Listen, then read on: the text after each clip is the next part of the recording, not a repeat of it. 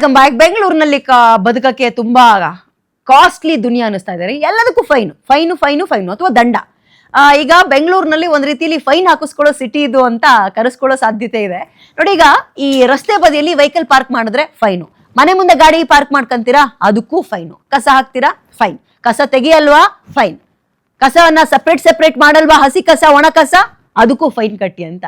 ಇದೆಲ್ಲದರ ಜೊತೆಗೆ BBMP ಅಲ್ಲ, ಈಗ GB ಅಲ್ವಾ, ಗ್ರೇಟರ್ ಬೆಂಗಳೂರು ಅಥಾರಿಟಿ, ಇವರು ಮತ್ತೊಂದು ವಿಚಾರದಲ್ಲಿ ಫೈನ್ ಹಾಕ್ತಿವಿ ಅಂತ ಪ್ರಯೋಗ ಮಾಡಕ್ ಮುಂದಾಗ್ತಾ ಇದ್ದಾರೆ. ಸ್ವಲ್ಪ ಡಿಫ್ರೆಂಟ್ ಆಗಿದೆ ಕಾನ್ಸೆಪ್ಟ್. ಬೆಂಗಳೂರಿನಲ್ಲಿ ನೀವು ಸೈಟ್ ತಗೊಂಡಿರ್ತೀರಿ, ಆ ಸೈಟ್ನ ಖಾಲಿ ಬಿಟ್ಬಿಟ್ಟಿರ್ತೀರಿ ಅಂದ್ಕೊಳ್ಳಿ. ನೀವು ಅದನ್ನ ನೀವೇ ಕ್ಲೀನ್ ಮಾಡಬೇಕು. ಅದನ್ನ ಕ್ಲೀನ್ ಮಾಡಕ್ ಮೊದಲು ಆಗಸ್ಟ್ 15 ತನಕ ಒಂದು ಡೆಡ್ ಲೈನ್ ಅನ್ನ ಕೊಟ್ಟಿದ್ರು. ನಂತರ ಮತ್ತೊಂದು ವಾರಕ್ಕೆ ಡೆಡ್ ಲೈನ್ ಅನ್ನ ಎಕ್ಸ್ಟೆನ್ಷನ್ ಅಥವಾ ಅವಧಿಯನ್ನ ವಿಸ್ತರಣೆ ಮಾಡಿದ್ರು. 30% ಜನ ಅಷ್ಟೇ ಸೈಟ್ ನ ಕ್ಲೀನ್ ಮಾಡಿದ್ರು. ಯಾಕೆ ಬೇಕಪ್ಪ ಫೈನ್ ಕಟ್ಟೋದು ಅಂತ. ನೋಡಿ ಇಲ್ಲಿ ದೃಶ್ಯಾವಳಿ ನೋಡ್ತಾ ಇದ್ದೀರಿ, ಈ ಹಿಟಾಚಿ JCB ಇಂಥವನ್ನೆಲ್ಲ ತಗೊಂಡು ಕ್ಲೀನ್ ಮಾಡಿದ್ರು. ಆದ್ರೆ ಉಳ್ದವ್ರದ್ದು ಅದೇ ರಾಗ ಅದೇ ಹಾಡು ಅಂತ. ಇಷ್ಟಾಗೋ ಅಷ್ಟೊತ್ತಿಗೆ GBAಗೆ ಒಂದು ಗ್ರೇಟ್ ಐಡಿಯಾ ಬಂತು. ಏನು, ಸೈಟ್ ಕ್ಲೀನ್ ಮಾಡ್ಲಿಲ್ಲ ಅನ್ಕೊಳ್ಳಿ ಫೈನ್ ಹಾಕ್ತಿವಿ ಅನ್ನೋ ಐಡಿಯಾ ಬಂದ್ಬಿಡ್ತು ಅವ್ರಿಗೆ. ಮತ್ತೆ ಯಾಕೋದು ಅವರಿಗೆ ಸರಿ ಕಾಣ್ಲಿಲ್ಲ ಅಂತ ಕಾಣುತ್ತೆ. ಎಲ್ಲದಕ್ಕೂ ಯಾಕೆ ದಂಡ ಅನ್ಕೊಂಡು ದಂಡಾಸ್ತ್ರವನ್ನ ಸ್ವಲ್ಪ ಉಲ್ಟಾ ಮಾಡಿದ್ರು. ಈಗ GBA ಏನ್ ಮಾಡ್ತಾರೆ ಅಂದ್ರೆ, ಫೈನ್ ಹಾಕಲ್ವಾ ಅಂದ್ರೆ ಉತ್ತರ ಹೇಳ್ತೀನಿ ಕೇಳಿಸ್ಕೊಳ್ಳಿ. ಇಲ್ಲಿಂದ ಇಂಟ್ರೆಸ್ಟಿಂಗ್ ಆಗಿದೆ. GB ಅವರು ಖುದ್ದು ನಿಮ್ ಖಾಲಿ ಸೈಟ್ ನ ಅವರೇ ಬಂದು ಕ್ಲೀನ್ ಮಾಡ್ತಾರೆ. ನೀವೇನ್ ಖಾಲಿ ಮಾಡೋದ್ ಬೇಡ ಅಥವಾ ಕ್ಲೀನ್ ಮಾಡೋದ್ ಬೇಡ, ಅವರೇ ಬಂದು ಅಲ್ಲಿ ಕಾಂಗ್ರೆಸ್ ಗಿಡ ಬಂದಿರುತ್ತೋ ಅಥವಾ ಹಳ ಬೆಳ್ದಿರುತ್ತೋ ಕಳೆ ಬೆಳ್ದಿರುತ್ತೋ ಕಸ ಹಾಕಿರ್ತಾರ, ಬರ್ತಾರೆ ಕ್ಲೀನ್ ಮಾಡಿಸ್ತಾರೆ. ಒಂದ್ ಕಂಡೀಷನ್ ಇರುತ್ತೆ, ಏನ್ ಗೊತ್ತಾ, ಆ ಕ್ಲೀನ್ ಮಾಡಕ್ ಆಗೋ ಖರ್ಚಿರುತ್ತಲ್ಲ, JCB ತಂದ್ರೆ JCBಗೆ, ಅದ್ರ ಡೀಸೆಲ್ಗೆ, ಅದ್ರ ಆಪರೇಟರ್ಗೆ, ಅದೆಲ್ಲದರ ಖರ್ಚನ್ನ ನೀವುಗಳೇ ಭರಿಸ್ಬೇಕು.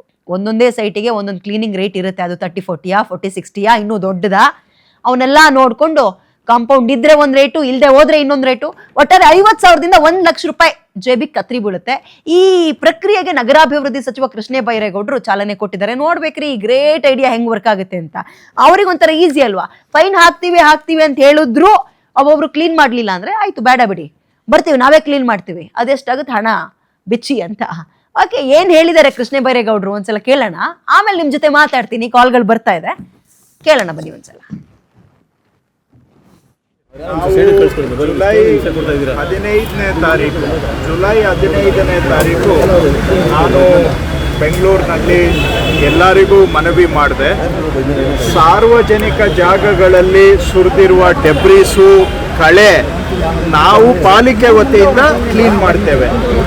ಪಾಲಿಕೆ ಒಂದೇ ಅಲ್ಲ, ಮೆಟ್ರೋ, K-ರೈಡು, ಹಾಗೆ KADB, PDA. ಸದ್ಯಕ್ಕೆ ಇದು ಬೆಂಗಳೂರು ಇಶ್ಯೂ ಆಗಿರೋದ್ರಿಂದ ಬೆಂಗಳೂರಿನವರೇ ಹೆಚ್ಚಾಗಿ ಫೋನ್ ಮಾಡ್ತಾರೆ. ಪರವಾಗಿಲ್ಲ. ರಮೇಶ್ ಅಂತ ಬೆಂಗಳೂರಿನಿಂದ ಕರೆ ಮಾಡಿದ್ದಾರೆ, ಮಾತಾಡ್ಸೋಣ. ರಮೇಶ್ ಅವರೇ ನಮಸ್ಕಾರ. ನಮಸ್ಕಾರ ಮೇಡಮ್. ವಿಧಾನಸೌಧ ಒಳಗಡೆ ಅಲ್ಲ ತಾಯಿ ಮೇಡಮ್ ಮಿಸ್ಟರ್ ಮಲ್ನಾಡ್ ಅವರೇ, ಅಲ್ಲ ವಿಧಾನಸೌಧ ಒಳಗಡೆ ಕೊಳೆ ಇದ್ರೆ ಹೆಂಗ್ ಮಾಡ್ತೀರಿ ಮೇಡಮ್? ಎಲ್ಲಿದ್ರೆ ವಿಧಾನಸೌಧ ಒಳಗಡೆ ಕೊಳೆ ಇರುತ್ತಲ್ಲ, ಅದನ್ನ ಹೆಂಗ್ ಕ್ಲೀನ್ ಮಾಡೋದು? ಅಂದ್ರೆ ಯಾವ ತರದ ಕೊಳೆ ಅಂತ ಒಂಚೂರು ಬಿಡಿಸಿ ಹೇಳಿ. ಸರ್ ನಾವು ಅದು ಈ ಕೊಳ್ಳೆ ಹೊಡಿತಾರಲ್ಲ ದುಡ್ಡನ್ನ, ಆ ತರ ಕೊಳ್ಳೆ ಹೊಡೆದ್ರೆ ಅದಕ್ಕೆ ಯಾರು ಕ್ಲೀನ್ ಮಾಡೋದು? ಫೈನ್ ಯಾರು ಹಾಕದ ಅದಕ್ಕೆ ಅಂತ? ಅದಕ್ಕೆ ಯಾರು ಫೈನ್ ಹಾಕ್ತಾರೆ? ಈಗ ನಾ ಕೇಂದ್ರ ಮಾಡಿದ್ನಲ್ಲ, ಎಷ್ಟು ಕೋಟಿ ಹೊಡೆದ್ರೆ ಅದಕ್ಕೆ ಯಾರು ಫೈನ್ ಹಾಕದ್ ಮೇಡಮ್? ಈಗ ಈ ತರ ಎಲ್ಲ ಮಾಡ್ಕೊಂಡ್ರೆ ಬಡವ್ರ ಬಗ್ಗೆ ಏನು ಮೇಡಮ್? ಜೊತೆಗೆ ಹೇಳಿ ಮೇಡಮ್. ಸೈಟ್ ನ ಕ್ಲೀನ್ ಆಗಿ ಇಟ್ಕೊಳ್ಳಿ ಅನ್ನೋದ್ರಲ್ಲಿ ಏನ್ ತಪ್ಪಿದೆ? ಅಲ್ಲ ಇದು ಕರೆಕ್ಟ್ ಇದೆ, ಒಪ್ತೀನಿ ಮೇಡಮ್. ಆದ್ರೆ ಇದು ಕೊಡ್ಬೇಕಲ್ಲ ಅವ್ರಿಗೆ, ಜನಗಳಿಗೆ ಪರ್ಮಿಷನ್ ಕೊಡ್ಬೇಕು, ಟೈಮ್ ಕೊಡ್ಬೇಕು. ಈಗ JCB ತಂದು 1 ಲಕ್ಷ 2 ಲಕ್ಷ ಫೈನ್ ಹಾಕಿದ್ರೆ ಪಾಪ ಏನ್ ಮಾಡ್ಬೇಕು ಹೇಳಿ ಅವರು? ಅಲ್ಲ ಅವ್ರಿಗೆ ವಾರ್ನಿಂಗ್ ಕೊಡ್ಬೇಕು, ಬಂದ ವಾರ್ನಿಂಗ್ ಕೊಟ್ಟು ಆ ಸೈಟ್ ಕೆಲವ್ರಿಗೆ ಗೊತ್ತೇ ಇರೋದಿಲ್ಲ, ಯಾರ ಹೆಸರಿಗೆ ಇರ್ತೈತೆ, ಏನ್ ಮಾಡ್ತಾರೆ, ಯಾರ ಹೆಸರಿಗೆ ಗೊತ್ತು. ಎಲ್ಲೋ ಇರ್ತಾರೆ 10 ವರ್ಷ ಗಟ್ಟಲೆ, ಎಲ್ಲೋ ಬಾಂಬೆಲ್ಲಿ ಇರ್ತಾರೆ, ಮಾರ್ವಾಡಿ ತಗೊಂಡಿರ್ತಾರೆ, ಗೊತ್ತಿರಲ್ಲ. ಅಂತಾರಲ್ಲ ಏನ್ ಮಾಡ್ಬೇಕು ಅವ್ರನ್ನ?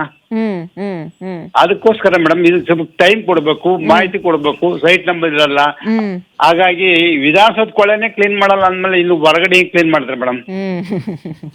ಹೌದು ಮೇಡಮ್, ನಾನು ಒಬ್ಬ ಸಣ್ಣ ಚಿಕ್ಕವನು, ಚಿಕ್ಕ ಫ್ಯಾಮಿಲಿ ಅವರು.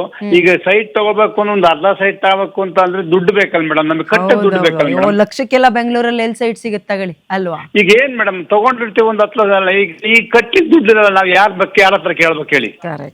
ಕರೆಕ್ಟ್. ಅದನ್ನ ಜನ ಗೌರ್ಮೆಂಟ್ ಅರ್ಥ ಮಾಡ್ಕೋಬೇಕು. ಬಡವ್ರ ನೋಡ್ಬರಿ ಬಡವ್ರು ಅಂತ ಹೇಳ್ತಾರೆ ಮೇಡಮ್. ಇನ್ನೊಂದೇನ್ ಗೊತ್ತಾ ಸರ್, ಸಿವಿಕ್ ಸೆನ್ಸ್ ನಮ್ಗಳಿಗೂ ಒಂಚೂರು ಇರ್ಬೇಕು ಸರ್. ಕೋಟಿ ಸೈಟ್ ತಗೊಂಡಿರ್ತೀವಾ, ಕ್ಲೀನ್ ಆಗಿ ಇಟ್ಕೊಳ್ಬೇಕು. ಇಲ್ಲ ಅಂದ್ರೆ ಏನಾಗುತ್ತೆ ಹೇಳಿ, ಅಕ್ಕಪಕ್ಕದ ಮನೆಯವ್ರಿಗೆ ಡಿಸ್ಟರ್ಬ್ ಆಗುತ್ತೆ ಪಾಪ. ಅಲ್ಲ ಇದು ಒಪ್ಪನೆ ಆಗೋಗ್ತದೆ, ಆದ್ರೆ ಫೈನ್ ಅಂತ ಅಂದ್ರೆ ಅಷ್ಟೊಂದು ಫೈನ್ ಅಂತ 25,000 ತನಕ 50,000 ತನಕ. ಮತ್ತೆ 50,000 ಗಟ್ಲೆ ಅಂತಂದ್ರೆ ವಾರ್ನಿಂಗ್ ಕೊಡ್ಬೇಕು, ಕಾರ್ ತಗಂತೀರಾ, ಕಾರ್ ತಗಂತೀರಾ, ರೋಡ್ ಟ್ಯಾಕ್ಸ್ ಕಟ್ಟಿ, ಅದ್ರ ಜೊತೆಗೆ ಮನೆ ಮುಂದೆ ಪಾರ್ಕ್ ಮಾಡಕ್ ಅದಕ್ಕೂ ಟ್ಯಾಕ್ಸ್ ಕಟ್ಟಿ ಅಂತಾರೆ. ಈಗ ಹಳೆ ಮನೆ ಇರುತ್ತಲ್ಲ ಮೇಡಮ್, ಕೆಳಗಡೆ ಮನೆ ಕಟ್ಕೊಂಡಿರ್ತಾವ ಸಣ್ಣ ಮನೆ, ಅವ್ರು ಏನ್ ಮಾಡ್ಬೇಕು ಈಗ? ಅದೇ ಅದೇ ಅದೇ ಅಯ್ಯೋ, ಬೆಂಗಳೂರಿನಲ್ಲಿ ಎಲ್ಲಾ ಕಡೆ ಪಾರ್ಕಿಂಗ್ ಹುಡುಕೊಂಡೋದ್ರೆ ಮನೆನೇ ಬಾಡಿಗೆ ಕೊಡಲ್ಲ ನಮಗೆ. ಮತ್ತೆ ಏನ್ ಮಾಡ್ತೀರಿ ಈಗ? ಈ ತರದ್ದೆಲ್ಲ ಸಮಸ್ಯೆ ಬೇಕಾದಷ್ಟಿದೆ ಮೇಡಮ್. ಎಲ್ಲದಕ್ಕೂ ಫೈನ್ ಹಾಕ್ತಿವಿ ಅಂದ್ಬಿಟ್ರೆ ಕತೆ ಹೆಂಗೆ? ಹೌದು ಮೇಡಮ್. ಈಗ ಈಗ ಮೇಡಮ್ ಎಲ್ಲದರಲ್ಲೂ ಫೈನ್ ಅಂತಂದ್ರೆ ಈ ಮಧ್ಯಮ ವರ್ಗದವರಿಗೆ ಅಂದ್ರೆ ಈ ಆಗ್ತಿದೆ ಆರ್ಥಿಕ ಎಕನಾಮಿ ಹಿಂದುಳಿದವರಿಗೆ ಎಷ್ಟು ಕಷ್ಟ ಆಗ್ತಿದೆ ಅಂದ್ರೆ, ಈ ಗೌರ್ಮೆಂಟ್ ನೌಕರದಾರಿಗೆ ಪೆನ್ಷನ್ ಬರುತ್ತೆ, ಈ ಗೌರ್ಮೆಂಟ್ ನೌಕರಿ ಇಲ್ದಾರಲ್ಲ ಏನ್ ಮಾಡ್ಬೇಕು? Correct.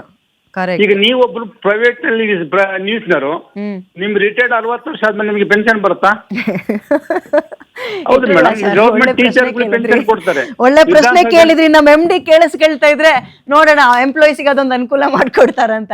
Anyway thank you Ramesh ಅವರೇ ಕರೆ ಮಾಡಿದ್ದಕ್ಕೆ. ರವಿಕುಮಾರ್ ಅಂತ ರಾಯಚೂರಿನಿಂದ ಕರೆ ಮಾಡಿದ್ದಾರೆ. ನಮಸ್ಕಾರ ರವಿಕುಮಾರ್ ಅವರೇ.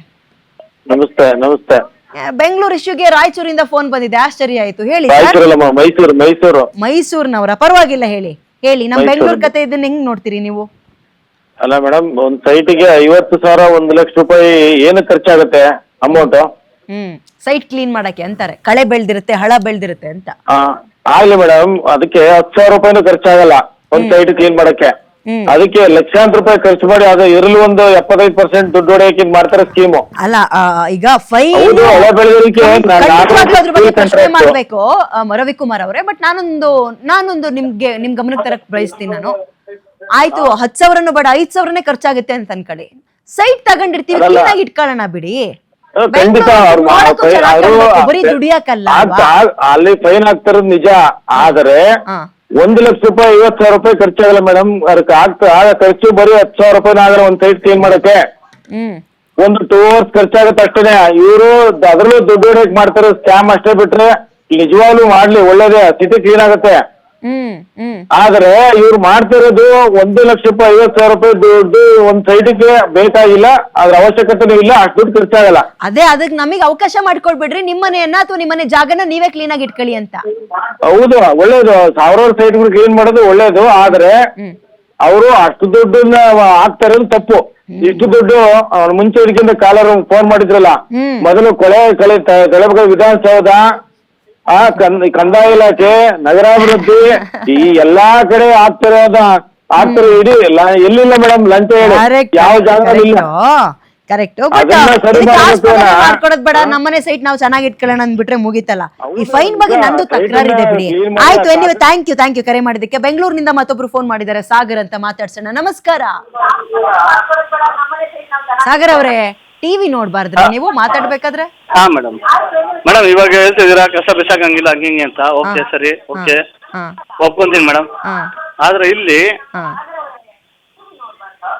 ಮೇಡಮ್ ಟಿವಿ ನೋಡ್ತಾ ಇಲ್ಲ, ಡಿಸ್ಟರ್ಬೆನ್ಸ್ ಬರ್ತದೆ ಸೌಂಡ್. ಓಕೆ, ಆದ್ರೆ ಇಲ್ಲಿ ನಿಯರ್ ಬೈ ತರಕಾರಿ ಮಾರೋರು ಅವ್ರು ಇವ್ರೆಲ್ಲ ನೈಟು ಕಸ ದೇಶ ಹಾಕ್ಬಿಟ್ಟು ಹಂಗೆ ಕ್ಲೀನ್ ಮಾಡ್ಬಿಟ್ಟು ಕ್ಲೀನ್ ಮಾಡ್ತಾರೆ, ಹಂಗೆ ಹೋಗ್ತಾರೆ. ಆದ್ರೆ ಇಲ್ಲಿ BBMP ಅವ್ರು ಬರ್ತಾರೆ, ಬೆಳಗ್ಗೆ ಬಂದ್ಬಿಟ್ಟು ಅವ್ರ ಕಸ ತಗೊಂಡ್ ಹೋಗೋದು ಬರ್ತಾರಲ್ಲ ಮೇಡಮ್, ಅವ್ರ ಕಷ್ಟ ನಾವು ನೋಡ್ತೀವಿ.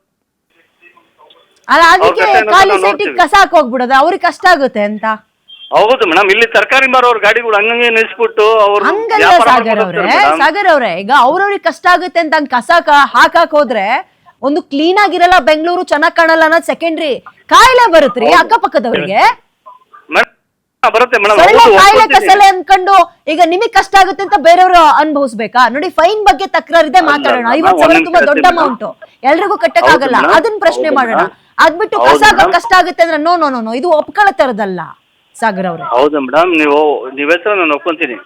ವ್ಯಾಪಾರ ಮಾಡೋರು ವ್ಯಾಪಾರ ಮಾಡ್ತಾರಲ್ವಾ ಮೇಡಮ್, ಆದ್ರೆ ಕಸನ ಏನಿದೆಯೋ ಅದು ಅವರು ಕ್ಲೀನ್ ಮಾಡ್ಬಿಟ್ಟು ಇದ್ ಮಾಡ್ಕೊಂಡು ಬೆಳಗ್ಗೆ ಗಾಡಿ ಬರುತ್ತಲ್ಲ ಮೇಡಮ್, ಅದಕ್ಕೆ ಹಾಕ್ಬಿಡ್ತಾನೆ ಮೇಡಮ್.